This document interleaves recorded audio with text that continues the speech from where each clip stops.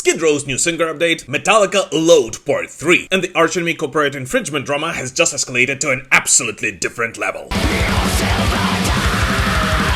Metal is life and well, so let's see what keeps it going today. Here you go. It's time to rise. The Skid Row vocalist update. Skid Row continued their search for a new vocalist, and this week their bassist Rachel Bolan has finally given a little update on the progress. As Bolan said, after they did a promotion through Sweetwater, they have auditioned about 300 singers. Yes, 300! And apparently, according to Bolan, there are actually some pretty good ones among those.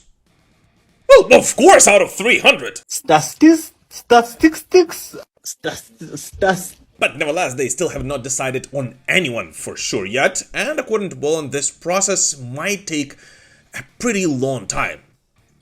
Like, even longer than it has already taken. Since, just a reminder, Skid Row remained without vocalist since Eric Grunwald left the band in March of 2024. So over 2 years ago now. And up to this very moment, they still have not had a chance to announce their replacement yet. Although, if we're being very honest, in my opinion, no matter what they do, all of this search and all of these auditions will still lead to all of the Skid Row fans being not fully satisfied. As, come on, let's be honest here. There's only one guy most Skid Row fans actually want to see singing for this band. The youth! God! Here guys, super quick as always, just simply have to point out that only around 30% of the people who watch my videos are actually subscribed to this channel. So if you're not one of those, and especially if this is not the first video you're watching here, I would really appreciate it if you would consider subscribing right now. Let's continue building this amazing heavy metal community together. Twisted Sister are hungry again. I said, no! It's only rock and roll, but... And talking about that guy, while Skid Row continue their search for a brand new vocalist, their iconic ex-frontman Sebastian Bach has finally kicked off his brand new chapter. As this week, Twisted Sister announced first 4 shows where Bach will fill in for their legendary frontman Dee Snider, set for September and October this year in the United States and Canada.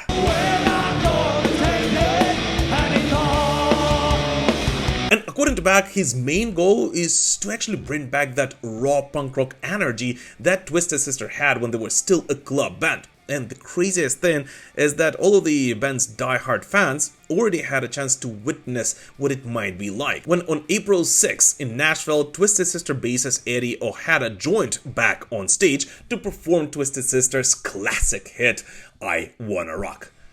And you know what? From the footage online, I gotta say that it actually did rock. And I don't know about you, but I'm all in for that reunion.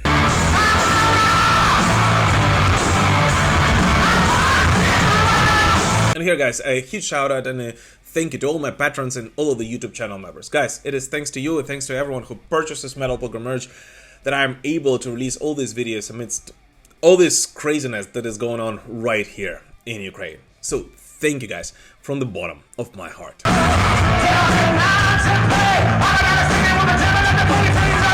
Metallica Load Part 3. Gazillion people online are freaking out about the whole fact that the next Metallica album may be in the style of Load once again. And in case you guys missed it, during a recent episode of the Rolling Stone Music Now podcast, Kirk Hammett praised the Load-Reload era of Metallica and hinted that he would definitely not mind for the next band's album to be in that style once again. And needless to say, a lot of people online went pretty nuts about that.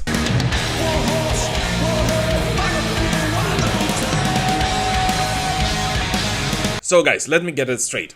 First of all, relax. That interview, the original version of it, was actually posted nearly a month ago.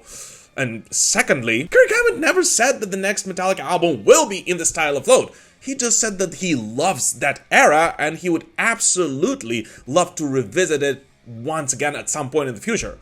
But he deliberately says that they never even spoke about it with the boys. And thirdly, and I know you might hate me for this, but I actually think that this would be a great idea. What? Bro, what are you talking about, man? No, first of all, a lot of people who are regular on this channel know that I actually love the 90s era of Metallica. but weirdly enough I actually love Reload way more than Load. But I actually think that today in 2026, the current state of Metallica and where they are at today as a band, revisiting that style of music and the 90s version of Metallica would simply result in something absolutely kick-ass. No, seriously, first of all, Load Reload era would fit simply perfectly for James Hetfield's current voice. And we can actually hear it when the boys play those songs live now. And secondly, today, when both the band and their fan base is slightly more mature than they were back in the 1990s, crafting a very thought-through album in the style of Load and Reload, which for the record I actually think that they should call Re-Reload, would possibly result in some of the best material this band has released in decades. So yeah, you may hate me for it, and I know that this is not even happening, but if it does, I'm all in for it.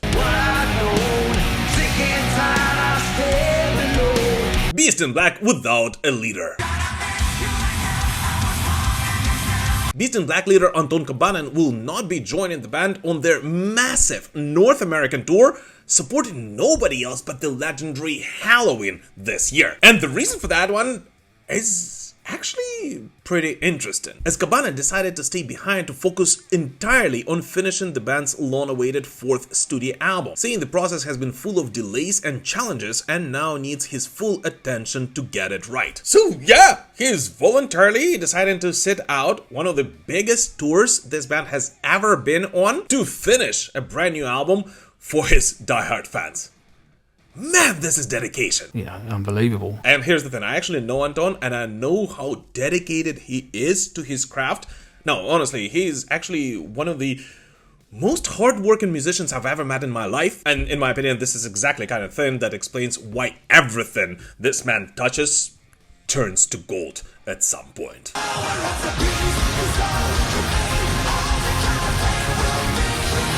And now the time has come for your favorite part of the video, so let's take a look at 5 latest metal releases of this week, which, although did not get their own segments in this video, are still definitely worthy of your attention. Swedish gothic doom metal band Draconian released the single Misanthrope River, the second single from their upcoming album Insomnolent Ruin. The album is due on May 8, 2026 via Napalm Records and is described as one of the most personal records in the band's catalog. It also marks the studio return of Lisa Johansson, who once again shares vocal duties with Anders Jakobsson.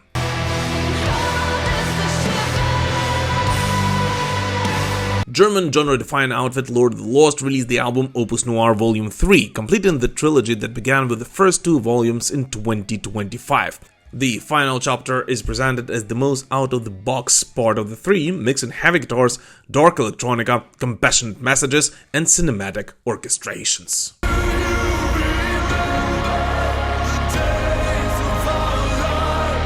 Atreyu released the single Children of the Light. The track is part of the band's upcoming album The End Is Not The End, which arrives on April 24th via Spinefarm, produced by Maud Pauling, and is described by the band as the heaviest and most metal record so far.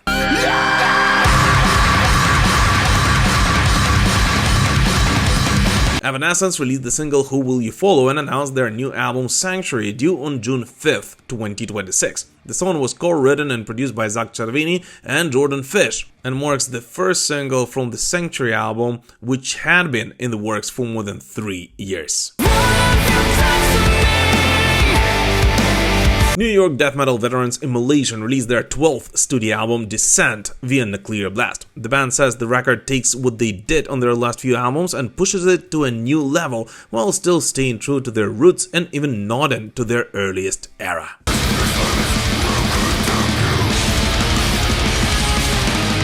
The Evergrey shakeup. Lineup change in Evergrey. Swedish progressive metal veterans have parted ways with their longtime guitarist Henry Danage for the second time. As the band stated on their social media accounts, the decision was mutual, and it actually does seem that Evergrey and Danage parted ways on good terms. And just a reminder, Henrik Danage actually joined Evergrey 26 years ago and recorded 5 albums before his first departure in 2010. 4 years later, Henrik rejoined the band and recorded 7 more albums, including their newest Architects of the New Weave, due to be released on June 5th, only to leave a couple of months before it is out.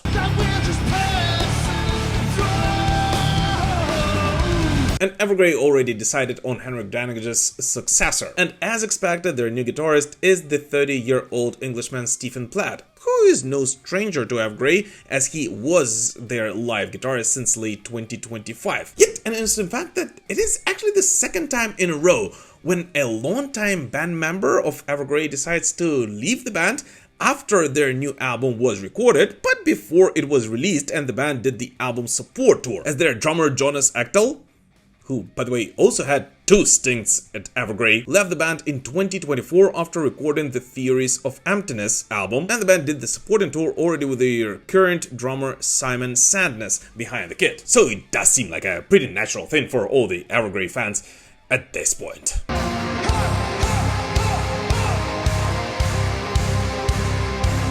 Metal Chat with Nervosa. As I'm more than sure most of you guys know, at least those who follow our Metal Digest regularly, one of the most anticipated albums of this month, Nervosa's new studio record Slave Machine, has finally been released a week ago. And so, in honor of that release, in this week's Metal Chat, let's welcome nobody else but Prika Amaral of Nervosa. Was there anything completely different that you did on this album, especially when it comes to the creative process of working on this album? And was there something that you consciously repeat compared to the previous records? There's a lot of things that was different for this album. Actually, it's like it's starting from the vocals part, because for me it was the biggest difference.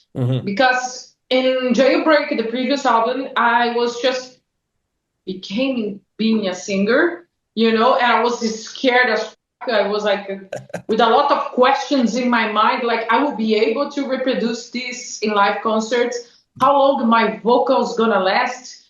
I can have air enough for 1 hour and a half of show singing like this? Can I play guitar and sing it all of the songs? All of these questions was in my mind, so I was very worried.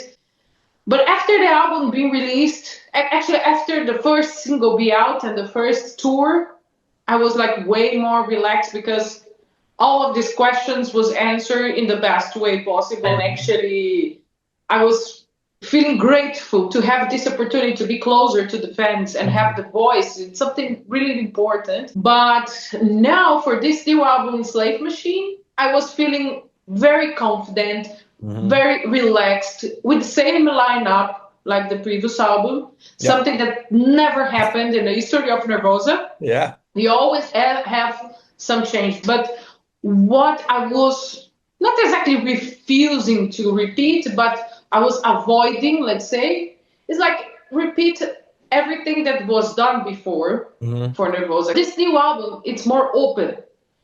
I cannot give exactly a label, but if we're gonna talk about it, it would be like modern thrash death metal, maybe, but there's way more influences there that it's not worth to classify it like that way. Yeah, that's why we are so happy with the results, and we can't wait to play live.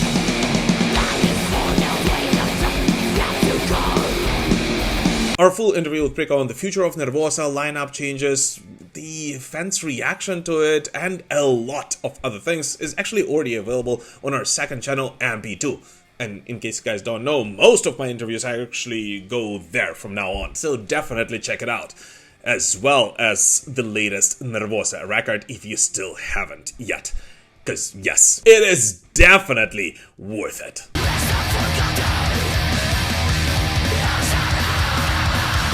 Primal Fear without Matt Sinner.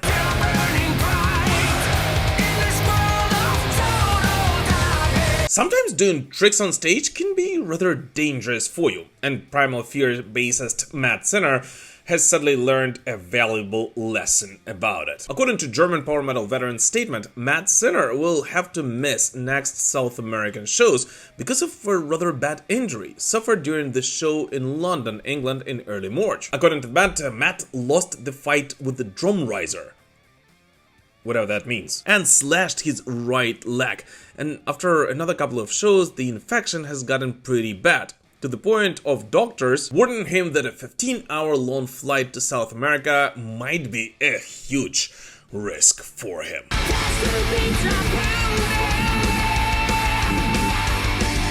Nevertheless, show must go on, and Primal Fear have already announced a temporary replacement for Matt, with Gamma Ray's Dirk Schlachter stepping in for his longtime friend, to ensure that all of the shows on this tour will not be cancelled.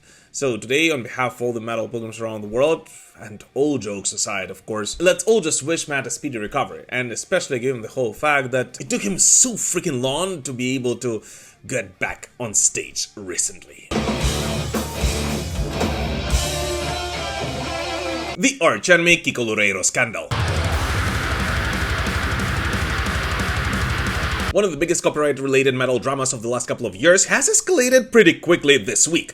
And in case you guys missed what happened there, it all started when Kiko Loureiro posted a video comparing his song Talking Dreams with Arch Enemy's latest release To The Last Breath, pointing out some similarities.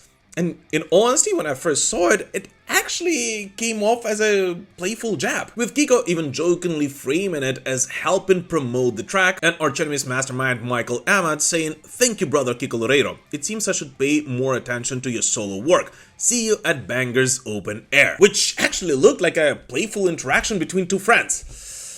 But yeah, that changed quickly.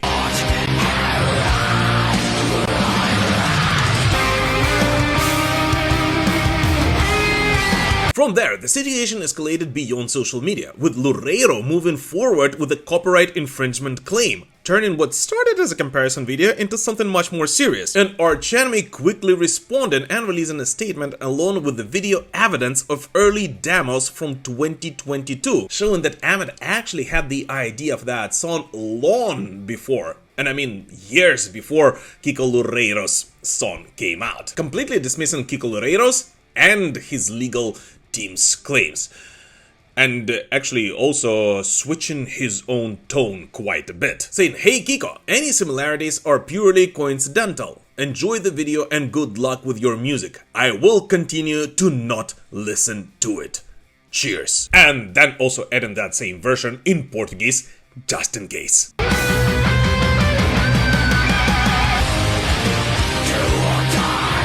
And here's the thing, yeah, of course I do hear some similarities between those two songs, but in all honesty, that's like half a riff, and I don't understand what all the fuss is about. I mean, that does happen in metal all the time, and with all due respect, but the composition of the track itself is completely different from what Kiko Loureiro presented several years ago. So yeah, in my opinion, I actually completely agree with Angela Gosso and Michael Amott, and this is not a case of plagiarism.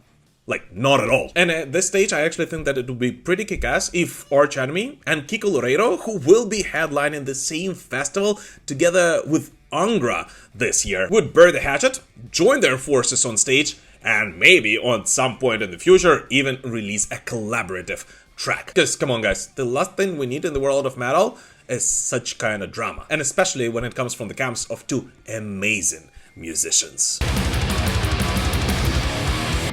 But anyways, what new music did you listen to this week? Please let us know in the comments. As always, thank you so much for watching this video, guys. Please don't forget to like it, comment under it, of course, subscribe to the channel and spread the word about it. And of course, join our communities on Instagram, X, Threads, Discord, Facebook, else. Anywhere you can post content these days. But for now, thank you so much for all your support, and we will prevail. Slava Ukraini!